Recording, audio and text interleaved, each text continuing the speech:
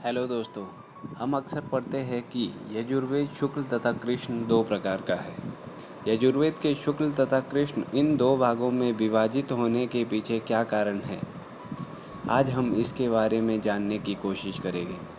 दोस्तों, इससे संबंधित एक कथा है कि वेदव्यास ने वैशंपायन को यजुर्वेद की शिक्षा दी। वैशंपायन ने यह वेद याज्ञवल्क्य को पढ़ाया, लेकिन एक बार वैशंपायन और याज्ञवल्क्य में कुछ झगड़ा हो गया, जिस कारण से वैशंपायन ने याज्ञवल्क्य से अपनी प्रदत्त शिक्षा या दिया गया ज्ञान वापस मांग लिया। अहंकारी याज्ञवल्क्य ने उस ज्ञान का वमन कर दिया, जिसे वैशंपायन के अन्य शिष्यों ने तीतरी पक्षियों का रूप धारण करके चयन कर लिया, अर्थात उसे चुना। इसलिए उस वेद संहिता का नाम तैत्तिरीय संहिता पड़ा। इसे ही कृष्ण यजुर्वेद कहा जाता है।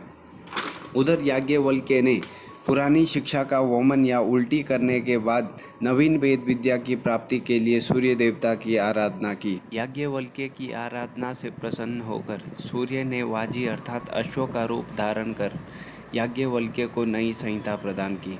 सूर्य का प्रकाश पड़ने के कारण ही इसे शुक्ल यजुर्वेद कहा जाता है। सूर्य से यह ज्ञान याज्ञवल्क्य को मध्य दिन में मिला, इसलिए इसे माध्यन्दिनी संहिता भी कहा जाता है तथा वाजी यानी अश्व के रूप में सूर्य ने इस संहिता का ज्ञान दिया था, इसलिए इसे वाजस्नेयी संहिता भी कहते हैं। कुछ विद्वानों के अनुसार इसे शुक्ल यजुर्वेद इसलिए कहते हैं क्योंकि इसके व्याख्यात्मक, विवरणात्मक, वियोगात्मक भाग अर्थात ब्राह्मण आदि ग्रंथ प्राप्त नहीं होते हैं, इसलिए इसे शुक्ल कहा जाता है। कृष्ण यजुर्वेद के मंत्रों के साथ व्याख्या और विनियोग अंश मिश्रित है, इसलिए उसे कृष्ण कहा जाता है। धन्यवाद दोस्तों। जय तु संस्कृतम, जय तु भारतम।